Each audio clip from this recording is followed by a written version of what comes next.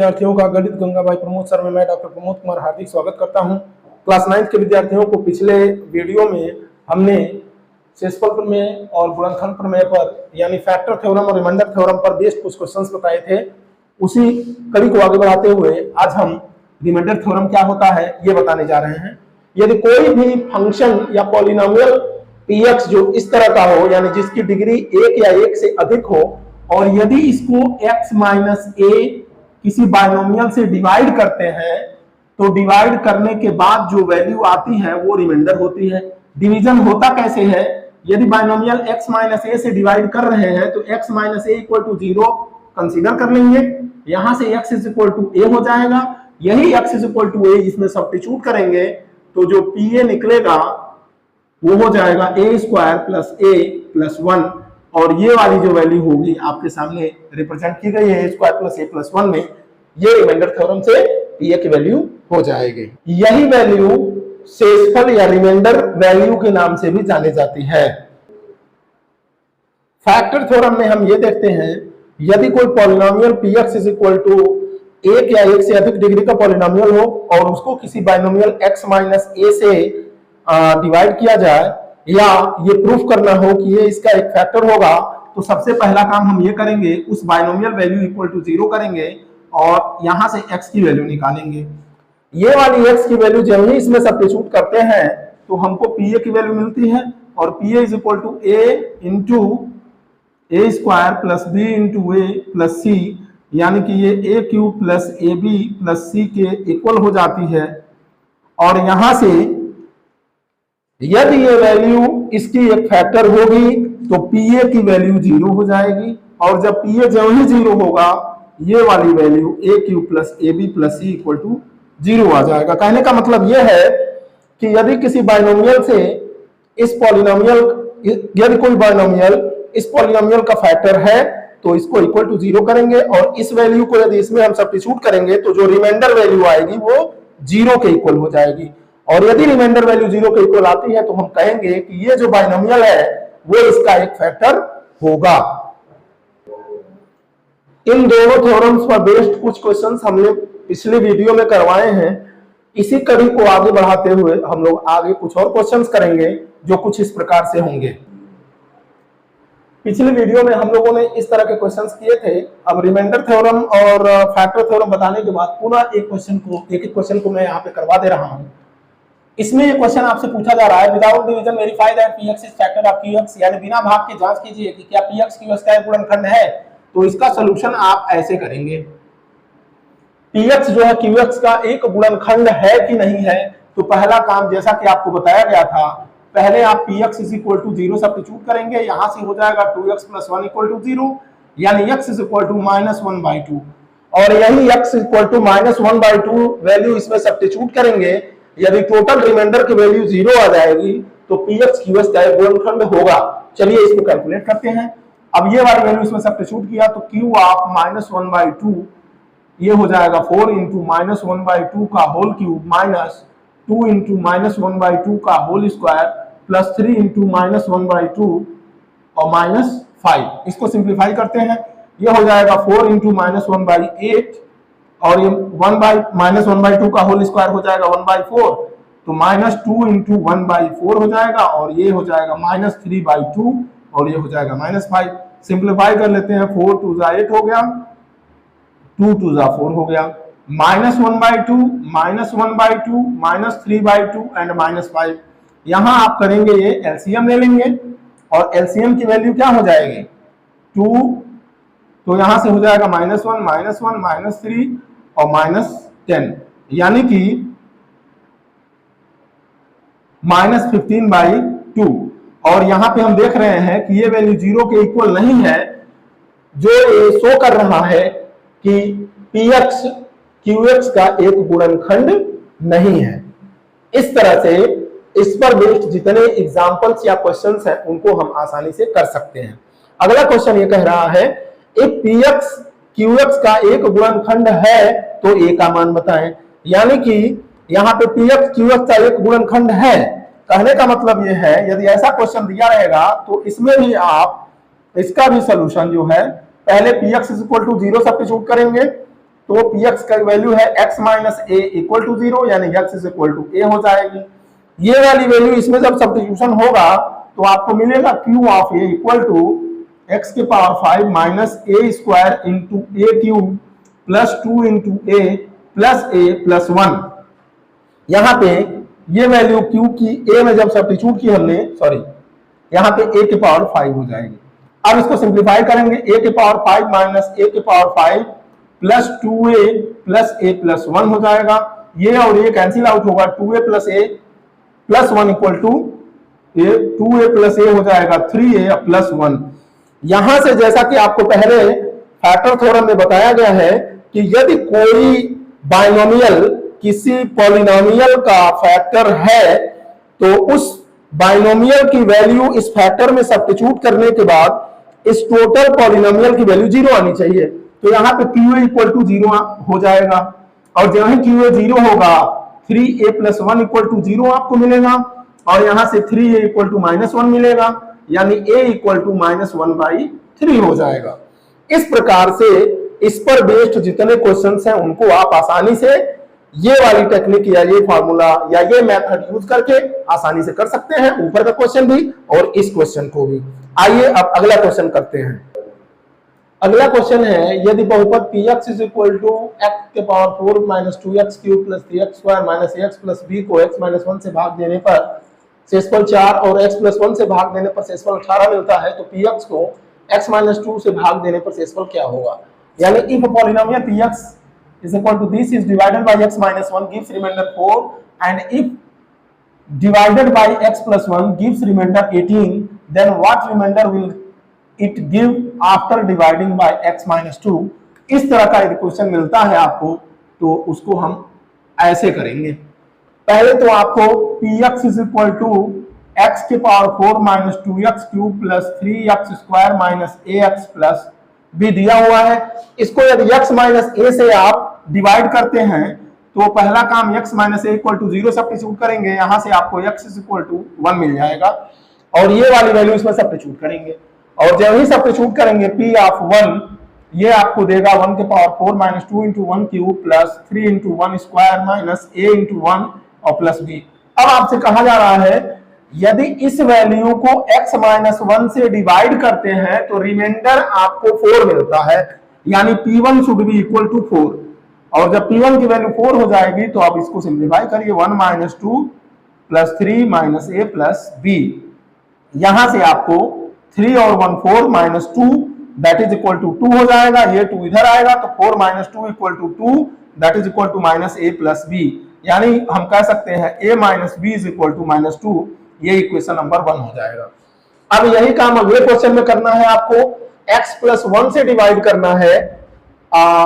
px को, तो when x minus 1 equal to 0, when minus x minus 1 divides equation 1, इस equation 1 को divide करेगा तो क्या हो जाएगा, x minus 1 equal to 0 होगा, यहां से आपको x is equal to 1 मिल जाएगा, और यही x is equal to 1 आप इस इक्वेशन 1 में सब्स्टिट्यूट करेंगे तो आपको p1 मिलेगा 1 के power 4 minus 2 into 1 cube plus 3 into 1 square minus a into 1 plus b, और यहां से आपको कहा जा रहा है कि ये रिमाइंडर 18 देता है, x is equal to x minus 1, x plus 1 से भाग दे रहा है, सॉरी x प्लस 1 से, तो x प्लस 1 इक्वल टू 0, ये x is equal to minus 1 हो जाएगा, यहाँ x माइनस 1 होगा तो आपको यहाँ पे माइनस 1 के power 4 minus 1 cube minus 1 whole square करेंगे आप, और यहां हो जाएगा आपका माइनस 1, और इस तरह से अब इसको सिंप्लीफाई करेंगे आपको रिमाइंडर 18 मिलता है, p आप माइनस 1 हो जाएगा 18, माइनस 1 की पावर हो गया 1, और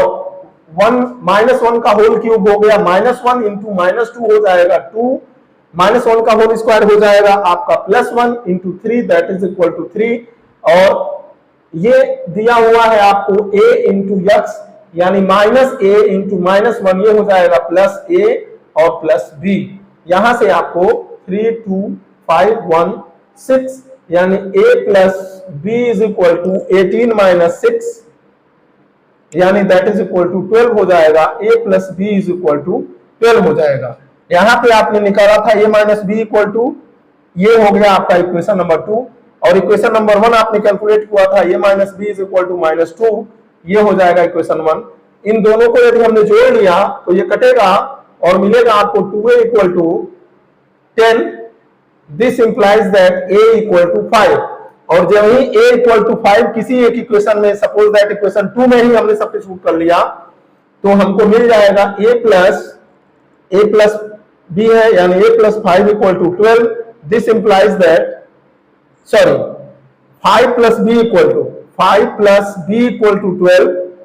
इसलिए कि ये equation a plus b equal to 12 है, इसमें a की वैल्यू रखनी है, तो 5 plus b equal to 12, 5 plus b equal to 12, यानी यहां से b की वैल्यू जो होगी, b की वैल्यू होगी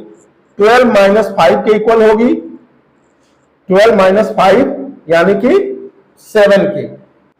a equal to 5 and b equal to 7 हो जाएगा। अब इस क्वेश्चन का अगला पार्ट आपसे कहा जा रहा है कि यदि इसी पॉलिनोमियल को जो दिया हुआ है x माइनस 2 से डिवाइड किया जाए तो रिमाइंडर क्या आएगा। तो पहला काम ये करेंगे आप, x माइनस 2 इक्वल टू 0 करेंगे, और यहां से x इज इक्वल टू 2 होगा, और जब x इज इक्वल टू 2 इस पॉलिनोमियल में रखेंगे तो आपको मिलेगा p ऑफ 2 इक्वल टू 2 के पावर 4 माइनस 2 इंटू 2 के whole cube plus 3 into 2 square minus a into 2 और प्लस b हो जाएगा। a और b आपने यहां से कैलकुलेट कर रखा है, इसको इसमें सब्स्टिट्यूट करेंगे तो p ऑफ 2 इक्वल टू 2 के पावर 4 हो जाएगा, सो 16 माइनस 2 2 जा 4 2 जा 8 2 जा 16 ये हो जाएगा, 2 2 जा 4 3 जा 12 हो जाएगा, माइनस a आपने कैलकुलेट किया है 5, तो 5 इंटू 2, और b आपने कैलकुलेट किया है 7, ये 16 से 16 कैंसिल आउट हुआ और बाकी सिंप्लीफाई करेंगे, 12 है, माइनस 5 2 जा हो जाएगा 10 और प्लस 7 हो जाएगा, 12 से 10 गया तो 2 बचा और 7 यानी कि 9 हो जाएगा। इस तरह से P2 इक्वल टू 9 हो जाएगा।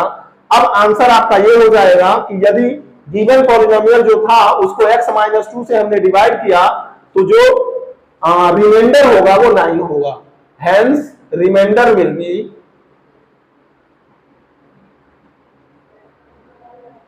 9। यानी कि ये जो पॉलिनोमियल आपको दिया हुआ था x के power 4 minus 2x cube plus 3x square minus ax plus b,